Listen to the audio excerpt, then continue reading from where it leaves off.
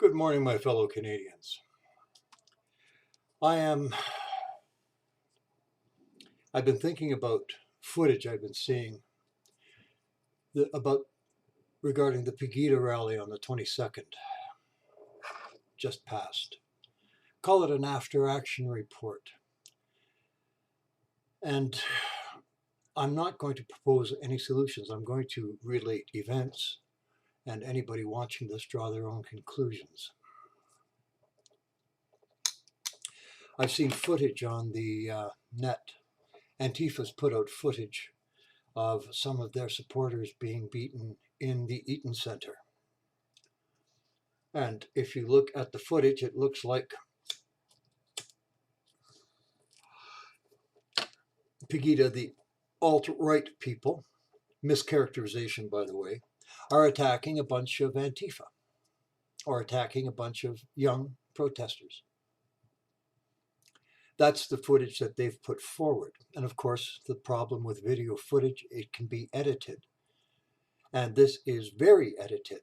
What the footage does not show is the fact that after Pegida and its supporters,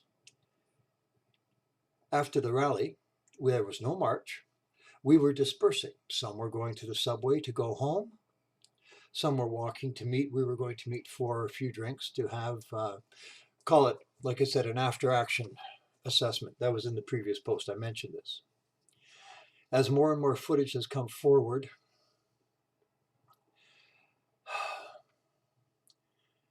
I am heartsick as I think about it, what I've seen. A senior citizen, I believe he's in his 70s, was attacked not by one, not by two, but apparently several of these young Antifa members or supporters of Antifa attacked him. I believe he was hit in the head with a brick, but you see his face, he's sore, very sore. 4 young people attacked a senior citizen. Think about that. 4 young people attacked a senior citizen. And we're not talking about a big imposing, let's say, ex-biker or something. I don't know what his background is, but he is not an imposing individual or a frightening or daunting individual. What occurred to me, and I think very tellingly illustrates the deterioration of Canadian values. When I was young, when I was growing up, if I had ever, under any circumstances, assaulted a senior citizen or even someone older than me, I would have prayed for the police to get me before my parents, my father, beat me into a fucking coma for attacking a senior. In what world is it acceptable for a gang of young people to attack a senior citizen because they disagree with his values or his viewpoint? What does that say about our educational system and the teaching of Canadian values?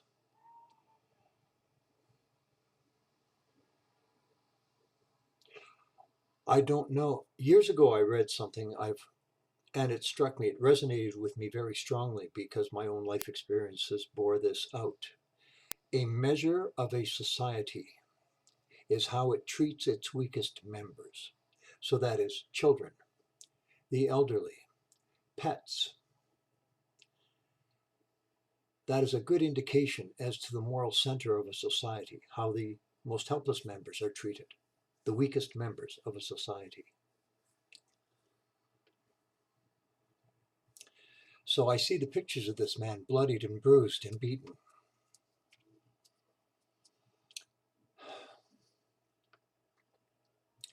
The thing that frightens me about this, and because I know I'm not alone in the attitudes I'm going to put forward here, in the military we were taught in many cases the best defense is good offense. Where you have a group, an individual or a group with a proven history of violence directed towards you, the best thing you can do is a preemptive strike, is an attack. When you know violence is going to be offered to you, attack first. Attack brutally, harshly, and with everything you've got, full bore, balls to the wall, attack and end the threat. That's military doctrine. In the real world, and what I'm seeing here tempering my instinct towards this, is the fact once it gets escalated, the press will blame Pegida. No matter what happens, the narrative will be twisted, the footage will be edited, and the press will blame Pegida with the full complicity of City Council and that lying hump Mayor Tory. Pegida will take the hit, and her supporters, its supporters, will take the hit for inciting violence. Every Pegida rally I have attended, there have been arrests. Every time the violence was instigated by Pegida or by the anti-Pegida people, every time, every arrest made was among the Antifa and their supporters. Every time. When we are at the rallies, the police have their backs to us because we are not the threat. They are facing the threat. That's standard police procedure. And they are always facing Antifa and its supporters. Always. But this does not get reported in the press. This footage of Antifa and their supporters being beaten in the Eaton Center. What it doesn't show, and the footage is available, shot by the people, we were trying to leave. We dispersed. Now, I was away from the worst of it. I didn't realize the full extent of it because when I found out from the police we would not be marching, I asked Ms. Hill. I told her I was going to leave solo, which I did, and went to the place we tend to meet and get the girl to set up some tables and tell her that a group was coming. Ms. Hill and some of the other ladies. Now, at our table, there were, I think, 1, 2, 3, 4, 5 women and myself and another older guy. Okay? We saw Pegida, we saw Antifa members milling around the mall where we were, the shopping center where we were. We saw them in the shopping center. Some of them actually came in. I went on this in a previous post and were told to leave. They would not approach us. We are, like I said, 4 or 5 women, mature women, and 2 older guys. And these were the people who did come in. There were 3, 4 of them, younger. They would not approach us or confront us. They didn't have the numbers. Forget one-on-one. Come over. You've got something to say. Come over. Speak. We're not going to attack you. We have no history of attacking. We only have a history of defense. But they would not. They didn't have the numbers. If they'd have had the numbers, I guarantee you they'd have been in our face. I guarantee you if they'd have had sufficient numbers. Like I said in the previous post, mall security did a good job of keeping them out of there. And when we left, it appeared it had dispersed enough that we were not followed or harassed in any way. George, whom I know, a large gentleman, he's overweight, in a wheelchair, he says he was attacked by 4 of them. Well, George is, like me, an ex-soldier. And apparently the 4 of them who attacked an overweight veteran in a motorized wheelchair didn't fare too well. 4 people attack a motorized veteran a veteran in a motorized wheelchair. What does that say about the values that are being taught to the young people today? That in any world this would be justifiable. Some of the guys in the subway leaving the rally, going home, pursued, harassed, and assaulted in the subway. 2 guys, he says, by about 20, 30 people. 2 guys assaulted by about 20, 30 people. When they're trying to leave, when we were dispersing, I've seen the footage, it's all out there, trying to leave, to go about their affairs, being followed, yelled at, cursed at, harassed. We were leaving. Now, where I come from, leaving is non-aggressive behavior. You leave, you're leaving. Let them go. Nope. Would not let it go. Antifa and its supporters followed and harassed these people, spoiling for a fight. Spoiling for a fight.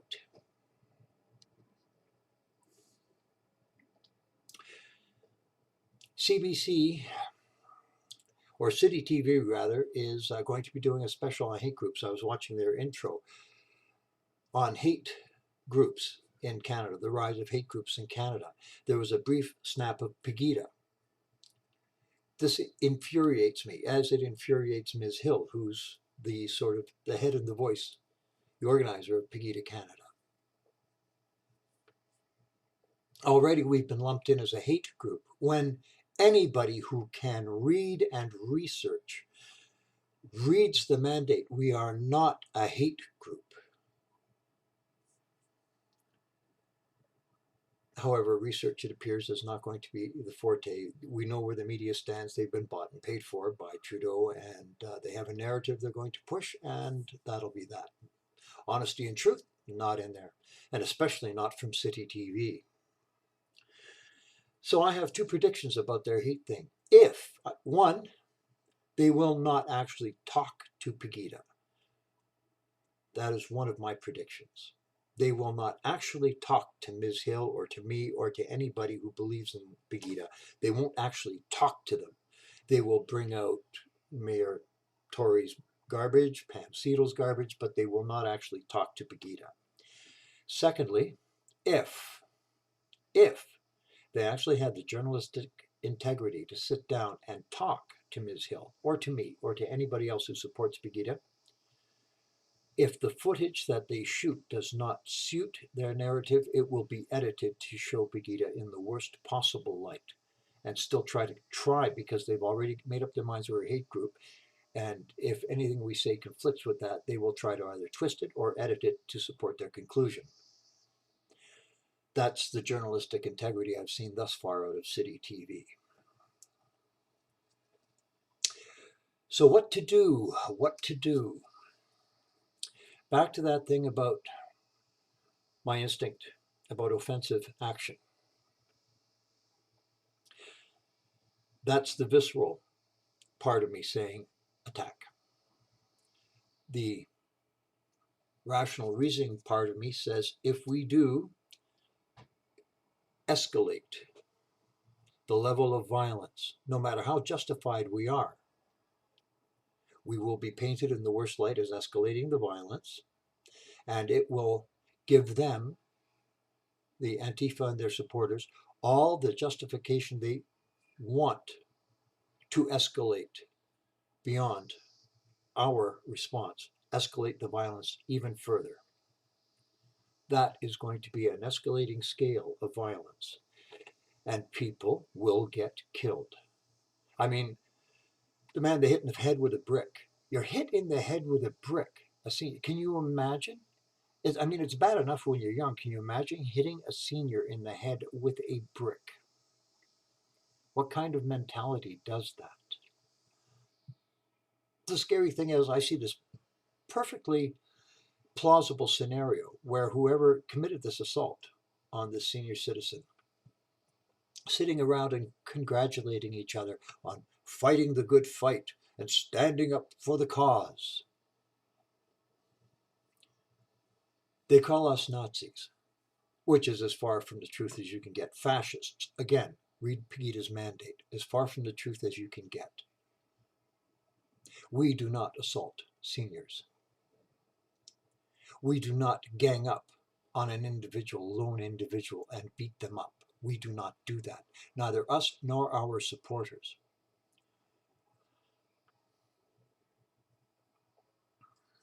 What's the solution? One of them, a big one, and the move is afoot to have Antifa declared a domestic terror group. The police are hamstrung by the political considerations of City Hall and of Chief Saunders. The law forbids, apparently, the wearing of a face cover during a demonstration, face masks, and yet so many Antifa are masked. And it is an offense, but no arrests are made. The police God bless them, did their best, but they were stretched thin because of the Pride Parade. We didn't have the police coverage we should have had. We should have been able to walk freely to wherever we wanted to go, either to meet or to leave, without being harassed and beaten. And the amount of inaction on the part of the authorities is highly distressing to me. One of our members, apparently, was actually roughed up by the cops.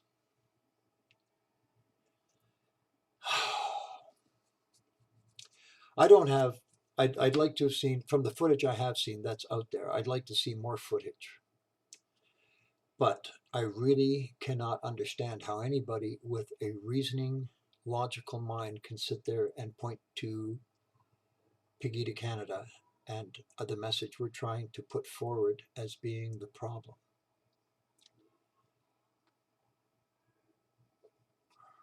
We are, again, the youth, I understand the passions of youth. I really do. I understand how hotly these things burn. But there were moral standards that we were inculcated within the educational system, lines you did not cross under any circumstances. These seem to be gone. And when, on the rare occasion, the tides have worked against them and they have been hurt, they play the victim. They seem incapable of grasping. They initiated a situation wherein they got hurt. Negative actions breed negative consequences. They don't seem to understand this because in the educational system, they're not taught consequences. At home, they're not taught consequences. There are consequences to actions. Positive actions yield positive consequences. Negative actions yield negative consequences. They haven't learned that. They haven't been taught that. A basic life lesson. In the real world, how will they ever function? Will they be able to function when they butt up against hard reality? And sadly, from what I'm seeing of these kids, no, they won't. The standards, the steel that existed in my generation and those like me, that's gone.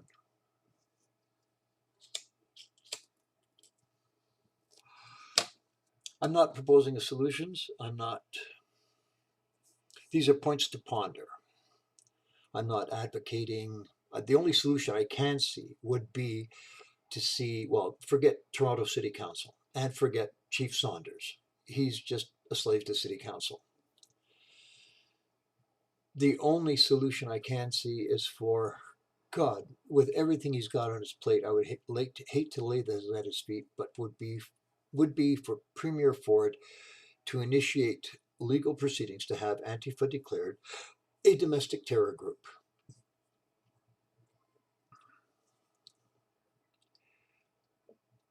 I would like to see more supporters for us, for Pegida, at the upcoming rallies. I would like to see more people, if not, and not prepared to do violence, but at least in sufficient numbers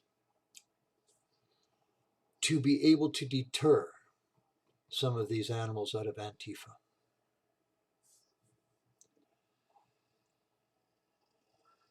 Part of me knows that mature reflection upon actions of my youth, things that I would now cringe, quite frankly, over. I know that they will be doing the same thing when they themselves become older, if they become older, and if, my God, if they become wiser. But under the current liberal government, under the current educational system, I almost have no hope at all in this generation. There will always be shining lights who will rise above the trash that we encounter. But my fear is this is going to explode into serious violence and someone is going to die. It's heading there, and it will be initiated by Antifa, guaranteed. So, if you love this country and you wish to see free speech, freedom of ideas allowed to exist, petition your MP, your MPP.